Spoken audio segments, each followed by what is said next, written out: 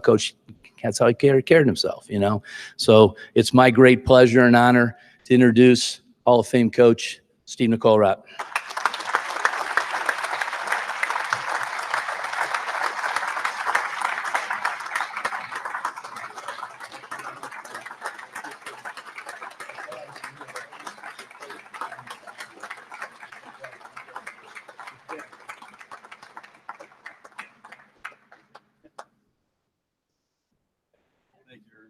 Got to put the number 14 on one more time. We got all the assistant coaches that ever coached with Coach autograph the back of it for him.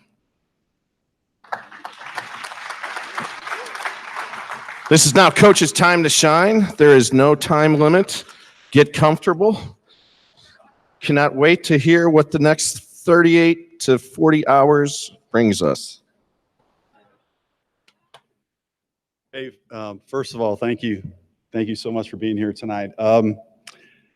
Tonight is not about me. Tonight is about you. Tonight is about all the great things that happen in sports.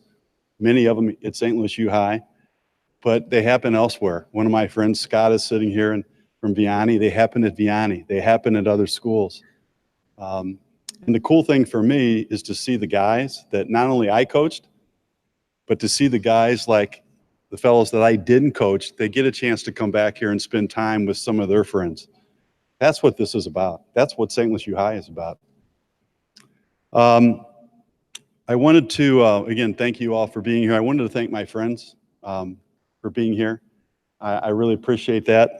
I wanted to thank my family for being here. My mom, Helen, my mother-in-law, Joyce, my wife, Debbie, my granddaughters, Leah and Adeline, my daughter, Jennifer, son-in-law, Ray, my other son, Chris, is over here.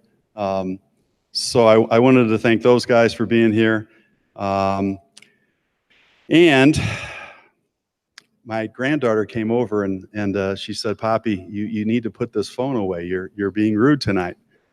And what she didn't realize is that my notes are here and I've got about 3% left. And I'm really trying not to screw this up. I want to thank Sean and the steering committee for really doing a great job. And let's give those guys a round of applause.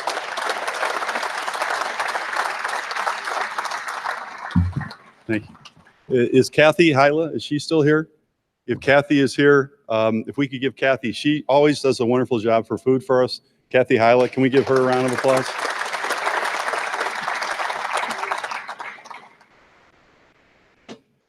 I need to thank Father Ralph Houlihan. Is Father still here?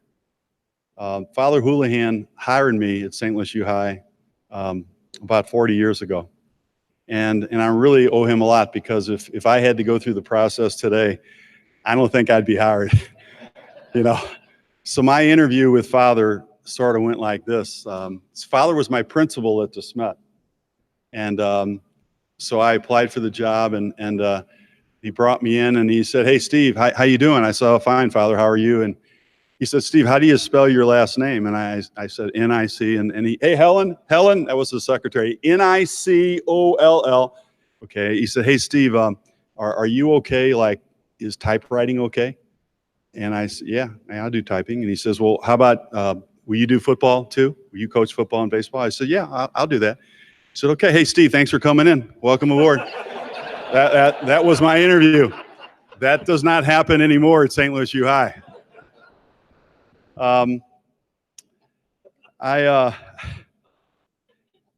Whatever success I have, it really it really doesn't go to me. I didn't throw one ball. I didn't do anything. I had the pleasure to coach some, like Tommy said, some great kids. So the first group of people that I want to thank for my successes would be all the guys that played for me. I mean, those are the guys that committed to do something. They did things when maybe their buddies were out going on spring break. Our guys were here practicing. They committed to something, which is really important. I mean, it's the commitment that makes us who we are. And it's the failure of those commitments at times, which we all have, that whole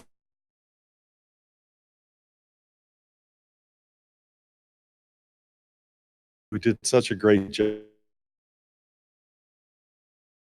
going out there. I look forward to walk on that field and practice, and I would much rather practice than play. I had a great time, and that's why I could do it for 39 years. I wanted to thank the parents. I mean, I know in this day and age, it's not the same, but I had good parents at St. Louis U High, and I didn't bat 1,000.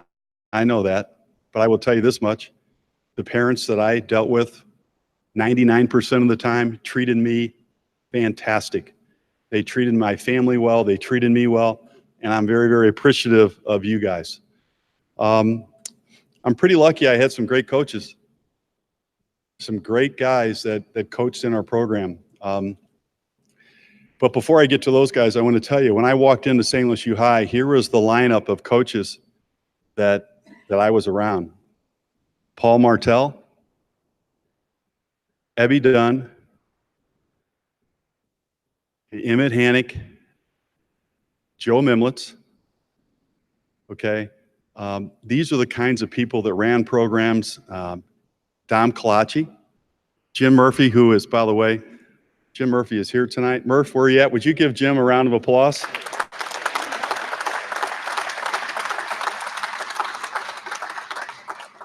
When I first got to St. Louis U High, I was kind of, I was a little scared, and we were in the social studies office, and Murph told me there was a rocking chair, and he was sitting in the rocking chair, and I was standing, and he said, "Hey, you just remember this. You just remember this. You say jump, and they say how high." And I never did forget that. Thank you. I also remember a sign that Paul Martell had in his office, and he said, "The first way to guarantee failure is to try to please everybody." And I never forgot that. So I was around some of the best coaches that a guy could be around when I started. But then I had some great peers. There's two guys that are here tonight, and one of them is going to retire this year, and the other one is still here. They are two great coaches and teachers. Jim, where's Jim Laniers? Is Jim still here? I know Jim wasn't feeling well. He was at the Mass. Jim Laniers, who is one of our assistant principals now, is an outstanding teacher, but was a wonderful cross-country and track coach. And I'm looking for another guy that coached in the baseball program. Great coach, better teacher, and he's going to retire. Is Matt Shudo still here? Is he? He's not here? Okay, well, Matt Shudo is he'll be retiring this year, and they were here at Mass earlier, and I wanted to make sure I brought those guys up. And now my phone is going bad on me, so I'm going to have to wing it.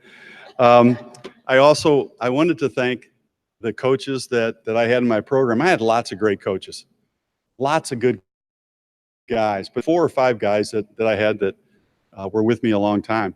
And Ray has been with me for 10 or 12 years, and I had Mike DeLorco, who's been coaching a freshman for that long. I have Nick Ellman, who has done a wonderful job with us. Adam Cruz.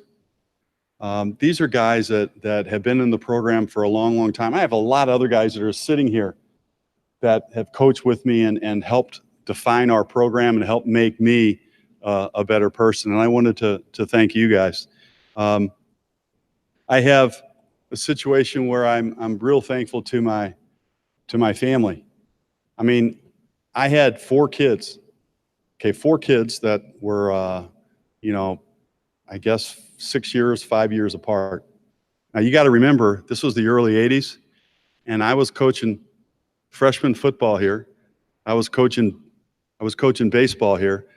And then in the fall, after football, I'd be hopping and either doing a high school game someplace or a college game on Saturdays. And then in the winter, I'd be either driving or hopping on a plane refereeing college basketball, and my wife was left holding the bag. And she had 4 kids. And I can tell you this much. I have had, since I stopped coaching, I've had the pleasure to help my kids out with the grandkids. But I will tell you this much. It is work. And I just want to say thank you to, I couldn't have asked for a better person to raise our kids than my wife, Debbie. Debbie, thank you.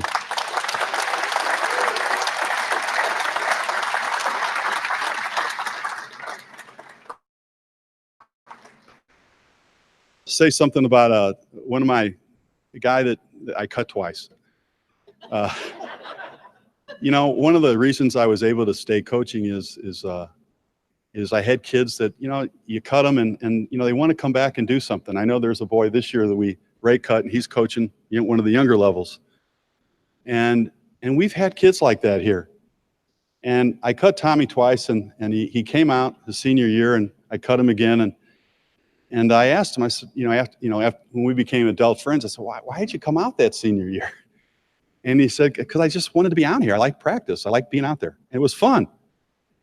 Well, we became friends, and he runs my camps for me, and he does a great job, you know. Then he goes and does the alumni service, and you know, wants to teach a little bit. And he becomes my assistant coach, and he lasts, you know, with me for 14 years.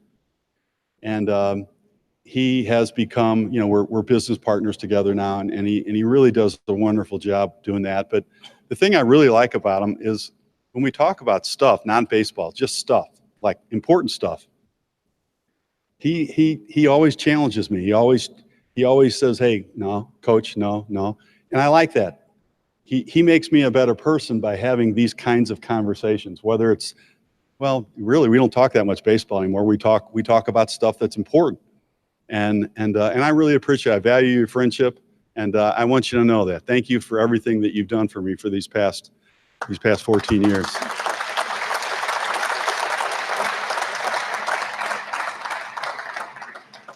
People used to, you know, ask me, say, how, you know, what's the thing that you want to remember, or what you want your kids to remember about St. Louis U High? And I hope that they remember some simple things. You know, it's all in your preparation.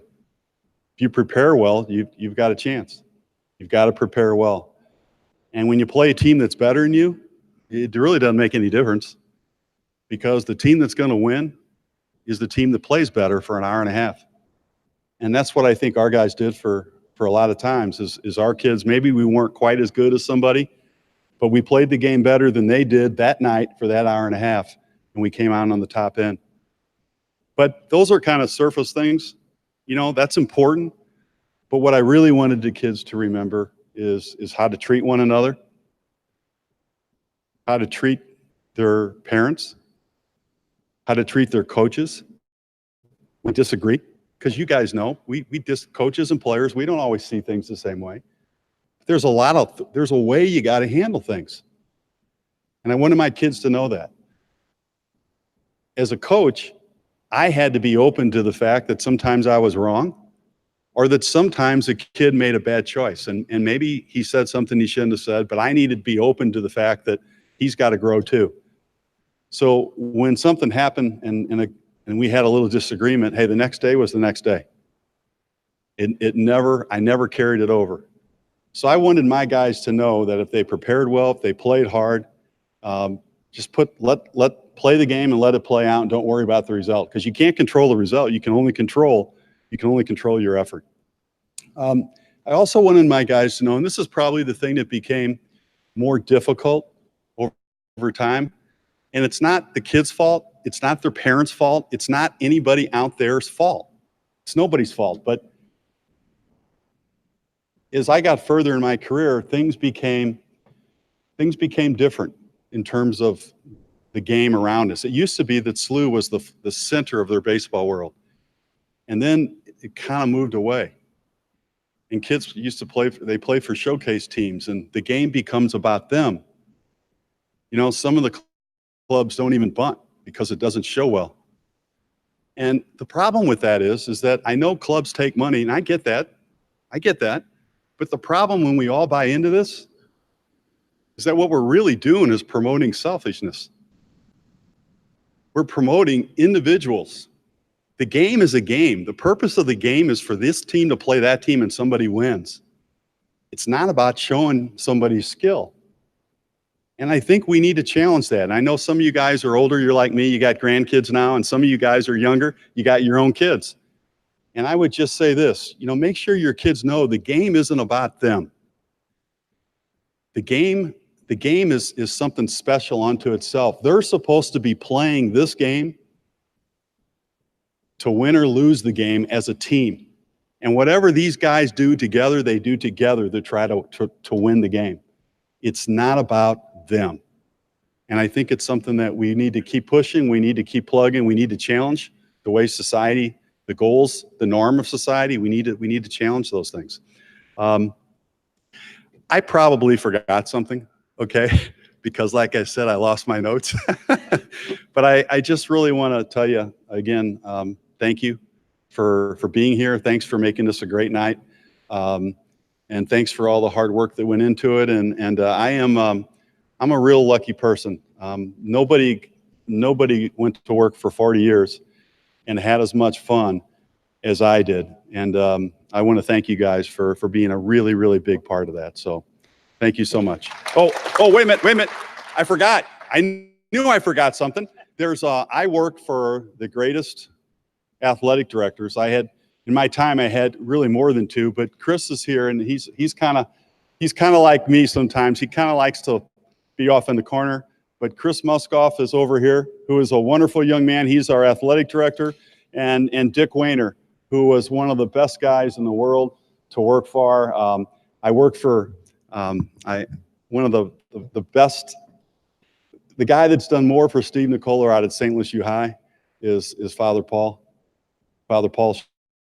Sheridan, and things that he's done behind the scenes that never takes credit. You guys would have no clue things that he's done for me and for some other folks. And I'm real appreciative to those guys. And I guess I just want all you guys to know, and I want all you parents to know, that from a guy that's been here for 40 years, I truly love St. Louis U High. My two boys, they couldn't go here. They could not go here. And it's okay. I couldn't go here. Okay?